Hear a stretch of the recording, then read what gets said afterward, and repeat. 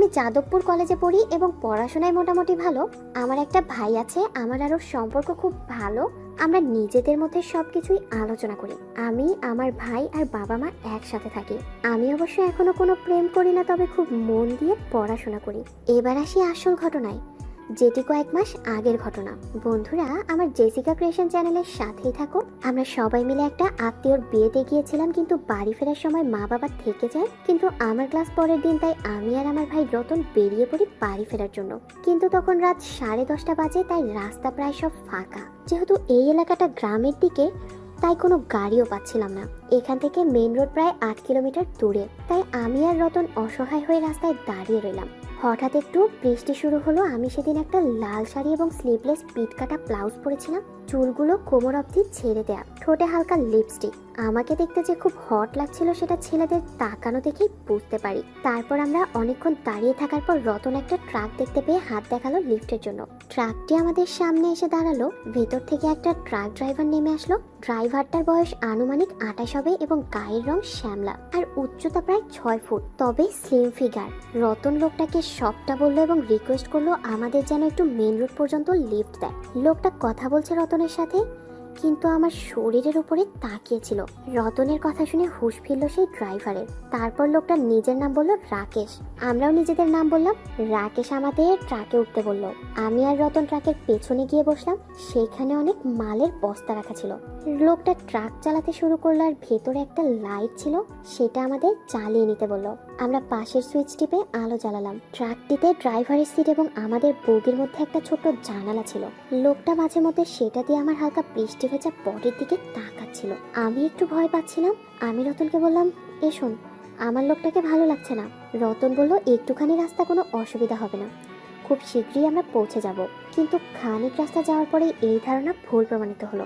কিছুক্ষণ পর গাড়ি হঠাৎ থেমে গেল এবং ড্রাইভার রাকেশ জানলা দিয়ে মুখ বাড়িয়ে বলল যে আমি রাতের খাবার খেতে যাব সামনের দোকানে। বুঝলাম ততক্ষণ আমাদের একটু অপেক্ষা করতে হবে। এই বলে সে রাস্তা পার হয়ে সামনের একটি ছোট দোকানে ঢুকে গেল।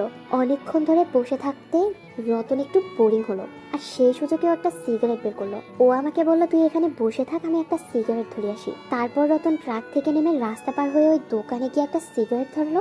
দোকানে অন্য কোনো কাস্টমার নেই, শুধু রাকেশ টেবিলে বসে রুটি তরকারি খাচ্ছে আর একটা মদের বোতলে মদ্যপান করছে। রতনকে দেখে জিজ্ঞেস করলো খাবে কিনা, কিন্তু ও না করে দিল। কিছুক্ষণ পর রাকেশ খাওয়া শেষ করে রতনের পাশে দাঁড়িয়ে বোতল থেকে মদ খেতে লাগলো। রাকেশ ড্রাইভার এবার রতনকে জিজ্ঞেস করলো, তুমি কি কাজ করো? ও বলল, আমি পড়া শেষ করে চাকরির জন্য চেষ্টা করছি। রাকেশ হঠাৎ জিজ্ঞাসা করলো, তোমার বোন কি করে? ও বলল, রিমি কলেজে 3য় বর্ষে পড়ছে। ড্রাইভার এবার মুচকে এসে বলল, আপনার বোন দেখতে খুবই সুন্দর। তার এই কথাতে রতন তাকে কিছু বলল না। ও বুঝলো আসলে ড্রাইভারের একটু নেশা হয়েছে। এমন সময় হঠাৎ খুব জোরে বৃষ্টি নেমে এলো। রতন দোকানের ভেতরে ঢুকে গেল। ও ভাবলো বৃষ্টি একটু কমলে আসবে, কিন্তু রাকেশ বলল, ট্রাকের বগির পেছনের খোলা ছাপ বন্ধ না করলে ভেতরের সব মাল জলের ছাটে ভিজে যাবে। তাই সে মদের বোতল হাতে নিয়ে ছুটে ট্রাকের পেছনে চলে আসলো এবং বগির ভেতরে ঢুকে ছাপ বন্ধ করে দিল। ড্রাইভার আসাতেই রতনের হঠাৎ খেয়াল হলো ভেতরে আমি রয়েছি। এদিকে ড্রাইভার রাকেশ মদ্যপ অবস্থায় ভিতরে ঢুকেছে। কি করতে যে কি করবে তার ঠিক নেই। এই ভেবে রতনের হাড় হিম হয়ে গেল। যদি বোনের সাথে কিছু করে বসে। ও বৃষ্টির মধ্যেই ট্রাকের দিকে দৌড় দিল, কিন্তু ততক্ষণে অনেক দেরি হয়ে গেছে। ট্রাকের বগির দরজা ভেতর দিয়ে বন্ধ করে দিয়েছে রাকেশ। বৃষ্টি আরো জোরে শুরু হলো, তাই রতন তাড়াতাড়ি ড্রাইভারের বগিতে উঠে পড়লো। পেছনের বগিতে আমার আর ড্রাইভারের কথা শুনতে পেল। আমি তখন ড্রাইভারকে জিজ্ঞেস করছি, দাদা কোথায়? ড্রাইভার বলল, তোমার দাদা দোকানে বসে আছে, বৃষ্টি থামলে আসবে। আমরা কেউ টের পাইনি যে রতন ড্রাইভারের বগিতে উঠে পড়েছে। ও ড্রাইভারের বগির জানালা খুলে আমাদের বগির ভেতরে দেখলো, কিন্তু ওর বগি অন্ধকার থাকায় আমরা ওকে দেখতে পেলাম না। এদিকে রাকেশ আমার পাশে বসে সুন্দর দেহের দিকে তাকিয়ে আছে আর মদ খাচ্ছে, আর আমি অসহায় হয়ে মদের গন্ধ নাকে হাত চাপা দিয়ে রেখেছি। হঠাৎ খুব জোরে মেঘ ডাকলো আর তখন আমি ভয়ে ড্রাইভার রাকেশের গায়ের উপর গিয়ে পড়লাম। কিন্তু পরক্ষণে নিজের ভুল বুঝতে পেরে সরে আসার চেষ্টা করলাম, কিন্তু ততক্ষণে অনেক দেরি হয়ে গেছে। রাকেশও আমাকে হাত দিয়ে জাপটে ধরেছে। আমি যেন কিছুতেই নড়তে পারছি না।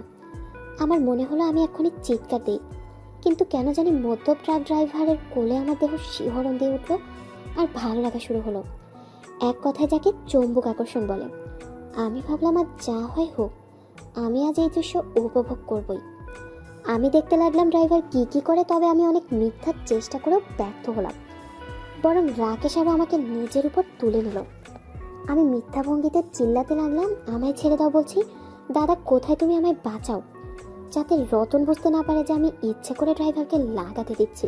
কিন্তু ওদিকে রতনের কোনো খবর নেই। এবার ড্রাইভার রাকেশ আমায় কিস দিতে শুরু করলো। পাগলের মতো চুমু খেতে লাগলো। হঠাৎ আমার মনে হলো আমি কেন এই ড্রাইভারকে করতে দিব। আমার মধ্যে কেমন যেন একটা ঘৃণা চলে আসলো। আমি এদিকে কান্নাকাটি শুরু করে দিলাম। হঠাৎ আমি সেই ড্রাইভারকে ধাক্কা মেরে ঝাঁপ খোলার জন্য এগিয়ে গেলাম, কিন্তু ও আমার পা ধরে ফেলে আর আমি অমনি মেঝের উপর উপর হয়ে পড়ে গেলাম। রাকেশ আর দেরি না করে পেছন থেকে ঝাঁপিয়ে পড়লো। আমি আবার ওঠার চেষ্টা করলাম, কিন্তু এবার রাকেশ রেগে গিয়ে আমার গালে থাপ্পড় মেরে বলল, মাগি চুপচাপ খেলে যান, নড়াচড়া করলে খুন করে ফেলবো। এবার আমি খুব ভয় পেয়ে চুপচাপ বসে চোখের পানি ফেলতে লাগলাম। ড্রাইভার রাকেশ এবার বাঘের মতো ঝাঁপিয়ে পড়লো। সেই খেলা শুরু করলো। অনেক কষ্ট পাচ্ছিলাম, কিন্তু বৃষ্টির শব্দে আমার কষ্টের আওয়াজ আমি আর রাকেশ ছাড়া কেউ শুনতে পারলো না। আমার চোখ দিয়ে জল গড়িয়ে পড়লো, কিন্তু সব চিৎকার যেন রাকেশের মদ খাওয়া মুখের ভেতরে হারিয়ে গেল। আমি কাঁদতে কাঁদতে বললাম, ছেড়ে দাও আমায়, আর পাচ্ছি না। কিন্তু সে কথা না শুনে কাজ চালিয়ে গেল। এবার হঠাৎ মেঘের ঝিলিকে চারদিকে আলোয় ভরে উঠলো। আমি ওটা পরিষ্কার দেখতে পেলাম। আমি কি করব বুঝতে পারলাম না, অবাক হয়ে তার দিকে তাকিয়ে থাকলাম। সে একটা দুষ্টু হাসি দিল এবং আমার দিকে তাকিয়ে বিশাল এক ফ্রেঞ্চ কিস দিল। আমি এই অকস্মাৎ আক্রমণ সইতে না পেরে অজ্ঞান হয়ে গেলাম। ভয় পেয়ে ট্রাকের ড্রাইভার বগির ছাপটা খুলে দিল। রতন আমার শ্বাস চেক করলো, বুঝলো শুধু অজ্ঞান হয়েছে। এবারও রাকেশের দিকে তাকাতেই সে কাচুমাচু হয়ে দৌড়ে পালালো। রাকেশ হতভাগ হয়ে তাকে ডেকে বলল, দাদা যা হয়েছে হোক, আপনি আমাদের মেন রোডে পৌঁছে দেন। এদিকে আকাশ থেকে ঝিরি ঝিরি জল পড়তে থাকলো। আমি একটু জ্ঞান ফিরে পেলাম। আমি লক্ষ্য করলাম গাড়ি অন্যদিকে চলছে। আমি জিজ্ঞাসা করায় ও বলল, আমাদের এখন বাড়ি নিয়ে যাবে। এটা শুনে আমি আরো কাঁদতে লাগলাম। রতন আমাকে সান্ত্বনা দিতে লাগলো যে সব ঠিক হয়ে যাবে, কেউ কিছু জানতে পারবে না। তখনও জানতাম না আমাদের জন্য আরো কত কিছু অপেক্ষা করছে।